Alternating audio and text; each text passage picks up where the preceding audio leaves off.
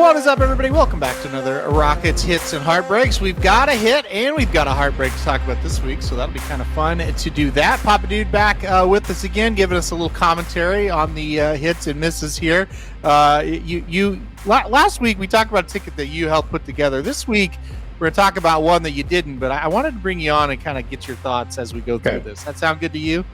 Sure. I know how you bet, so I can kind of figure it out. All right. Well, I know your strategies. Do you want to start with the good news or the bad news, I guess? Well, I think you...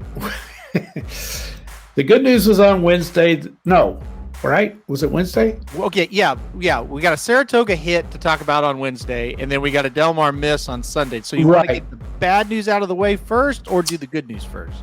Well, I think it's funny because you were on a roll on Wednesday, and was it Friday when you fell off the roll, or was that Thursday and you got so discouraged? No, I was discouraged on Wednesday, actually. Oh, that's right. You got this one. Yeah. So what after happened you were was, discouraged? Yes. Okay. Yeah. All right. So I usually Saratoga is my meat, right? Like I usually do very well there, and I didn't have a very good first week. It wasn't awful, but it wasn't great. Right. And I was a little down. And then Wednesday, the early pick 5 ticket went 1 out of 5. Yeah. And I was like, what? I don't understand. Like this is my meat. And you couldn't get a baseball game. This changed it all around with the late pick 5 at Saratoga on Wednesday hits. We'll talk about it here in a second. And then I've had a really good week at Saratoga. We hit the pick 5. We hit a pick 5 every day at Saratoga this week. So it was good. But this was the one that paid the most. All right. Well, listen, you kind of answer your own question. We're going to do it. We're going to start with Wednesday's late pick 5 at Saratoga. I've got the results on the screen. I'll put the ticket up now. So we played a $96 ticket. Like I said, we went 1 of 5 in the early pick 5. I'm saying one winner out of 5. I mean, it was... let me just jump in here in case you didn't hear it on our show. Some of the other things. After you went 1 out of 5, I get a text. Yeah, I was ready to quit. And you said, "Hey, I got an idea. When you get out of school today, call me, and I think you're going to like it." And you were ready to give up the Rockets for a little while. You're taking them over. So down. I'm done with them. Yeah, and then I'm saying, I'm thinking, what is this? I don't quite get this. And then I come home. I was home about an hour and a half. I was kind of studying the Rockets for the next day, trying to figure out how to do them, blah, blah, blah. Yep. And I get a text. "Hey, if I get this race, forget the Rockets. I'm back in the ball game." Well, Saratoga, I love Saratoga more than any other meet. And I do well there. Like, I've never had a bad Saratoga meet. And like I said, the first week it wasn't awful, but it wasn't where I wanted it at all. But I thought, all right, it's the first week. There was weather. It's not. When I went 1 of 5 on that Wednesday, I'm like, I'm done with this already. And then, like I said, hit a pick 5 every day the rest of the day. Anyway, it doesn't matter. The rest of the week. So funny. Let's get. I know.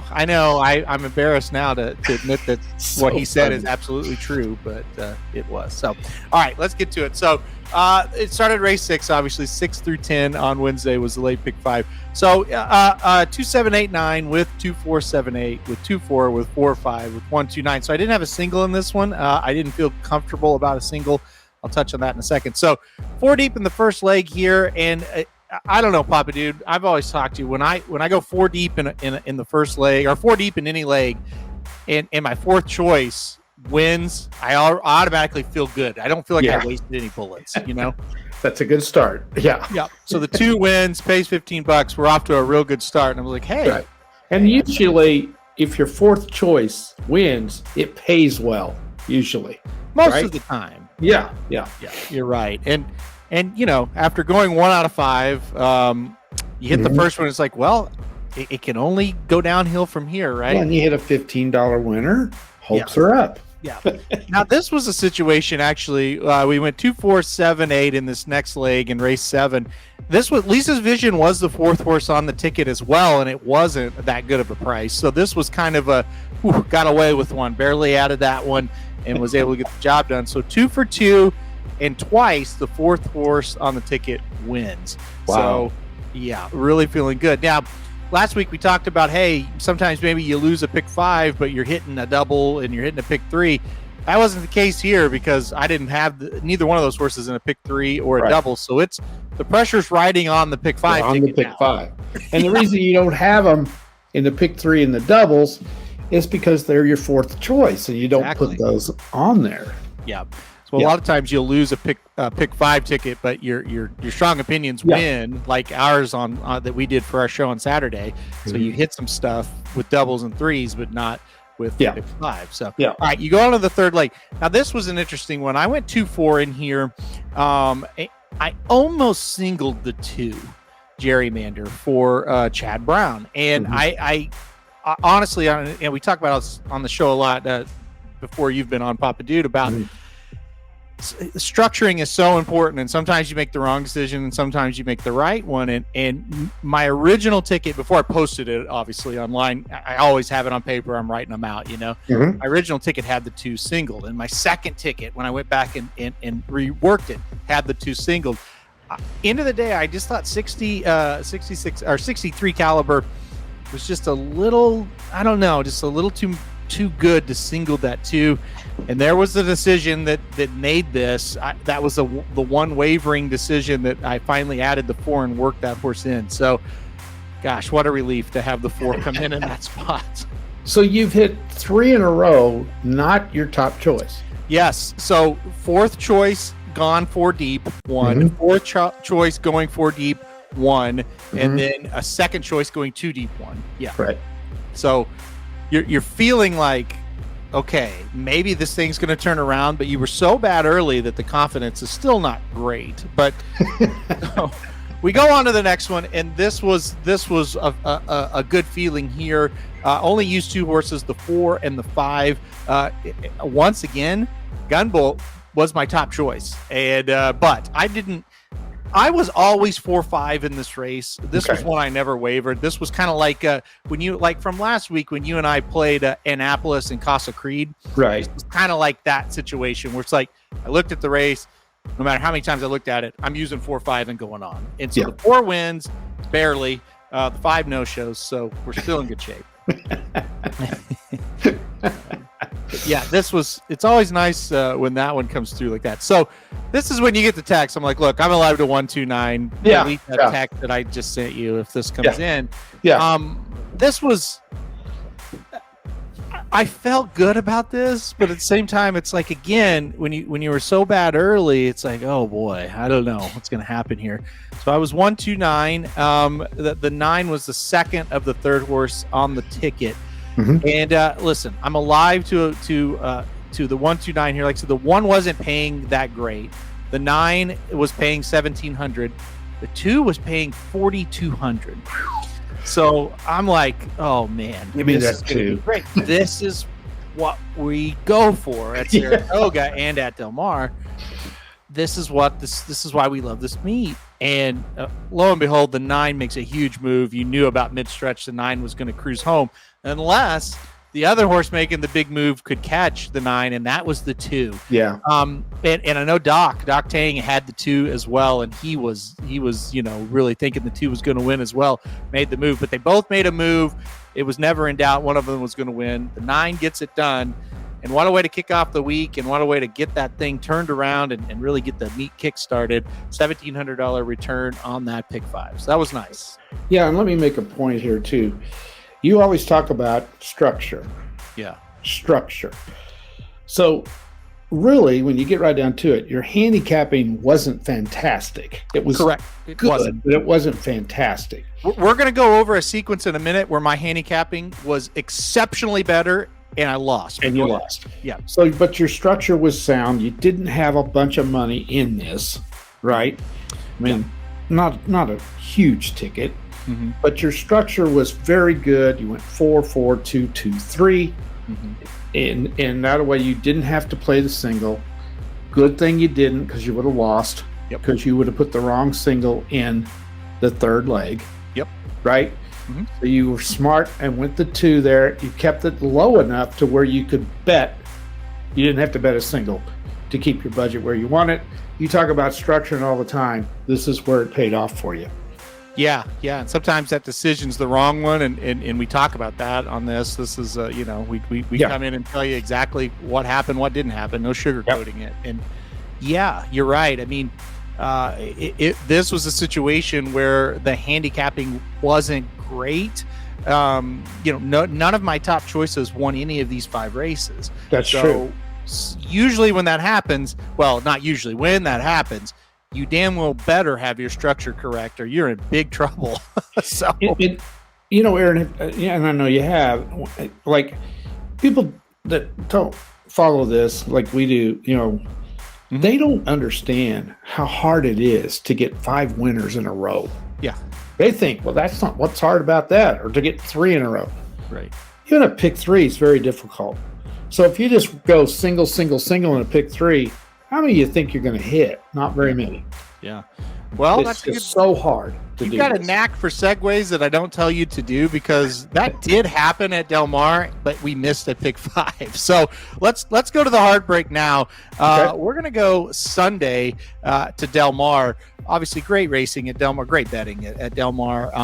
The one thing before I get going on this ticket and the heartbreak of the ticket, I do want to mention, if you're playing Del Mar, it's very different from Saratoga. You have got to go into Del Mar knowing you're going to miss a lot of races. But when you hit races, they are paying exceptionally well because the fields are wide open. The money is spread out. You're going to miss your fair share at this track, but the ROI at the end of the day might be higher than if you hit a bunch at Saratoga, because Del Mar, the races are wide open. They're highly contentious. It at times can be very hard mentally. Just hang in there. Del Mar will pay back to you when it seemingly takes away. So here's the thing: $96 ticket here for this one. It's very similar structure. There was no single on this ticket. Didn't feel good about a single. So first race, 3, 5, 8, and 9. And you look, it came in 5, 9, 8. So we were all over this race. And this is kind of what I'm talking about. Say you played a try for this race here.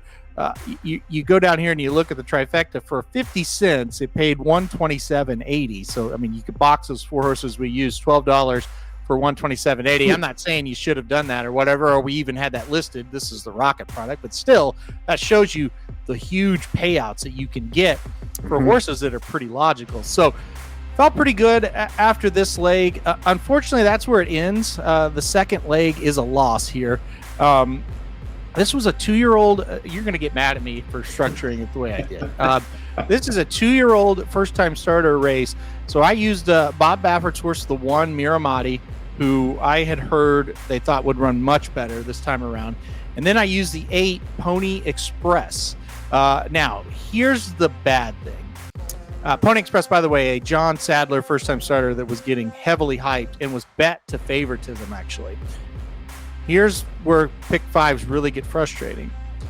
The 8 scratched out of the race about 4 or 5 minutes to post. I'm watching it on mute. I got other shit going on. I look and I'm like, oh my God, the 8 scratched? Are you kidding me? So here's the problem. I went too deep in the race to begin with. The 8 scratches. Now I have the 1 twice. So basically this becomes a $1 ticket if the 1 wins, but I don't have any other coverage. Right. All came down to Miramati, who was just awful, ran terrible. So that was it. Yeah, that's bad luck. That's all it is. And also Miramati sucks, and I shouldn't have fell for him again. So I was just mad. Raging Torrent wins the race. It wasn't an overly impressive race. Like if it was a good Baffert horse, would have won. So yeah. But yeah, that was a heartbreaker there. And like I said, say Pony Express was the real deal, may have won the race. So here's why it gets real heartbreaking. So you go on to the third race, go 3 deep, 1, 7, and 12. De Jour is my top pick. De Jour wins, pays $11.60. So top pick winner, paying $11.60. Let's go to the next race. Went 4 deep, 2, 5, 9, 11. The 9 is my top pick. The 9 wins. So I'm like, oh gosh, back-to-back top pick wins. It gets worse. Go to the next race. Use the 6, 7. The 6 is my top pick. The 6 wins. Ooh. 3 straight top pick winners. Wow. Del Mar. It still missed the pick 5. Wow. pulling out my hair. Now, the good news is, like we cover a lot on this show, you could have played the pick three. That's a $50.60. That's for a 50-cent pick three. Mm-hmm. You could have had doubles. So there were cashes in the sequence because of that. But this is the sickening thing. I talked about Del Mar and the payouts. Yes. This pick five paid $13,509.30. Well, and what would it paid had you don't have any way of knowing, but had the favorite won, it wouldn't have paid that much. You got to look at it that way. It would have paid lower. Yeah, but you still would have made really good money. I was going to say it would be $3,000-$4,000 probably. Yes. Because I would have had it for $1 as well because I ended up having the one twice because of the scratch. Yes. So this was but the biggest heartbreak of it all, and you talked about it at the Saratoga, the race or the pick five that hit. Mm-hmm. The handicapping really was. I mean, it wasn't bad. You obviously have to get to those fourth horses that won, but it wasn't that good. At Saratoga, exactly. This was spot on. Yes. Out of the 5 races. Yes. Yes. And 2 of the top picks were non-favorites as well. Yeah, paid well. I know. So it was just once again, Baffert screws you. Yeah, exactly. Yeah, it's Baffert's fault. Exactly. Yeah, we got to blame somebody. I know, but I mean, it's just like that. That just feels like a wasted. Now again, you pick threes and doubles; those came through. It wasn't like total loss because of how we structure things now. You pulled some money out of it. You just really felt like you could pull a lot more than what you did. Yes, because you did a great job. And again, you said I was going to get mad at you in that second leg because it's 2-year-olds, and I always don't trust any of them. But you had 2 solid. You've done your research. You've heard the hype. I probably would have went along with you. I don't know how many horses there were in that race. There were 10, I think. Well, okay. Yeah. But the way you have this structured is you had to go short in a couple of races because you had 4 in one and 4 in another, and then you had 3. Yeah. You're not going to single. You had to go short, and that was one you were really pretty sure on. And what killed you probably more than anything was the 8 scratched.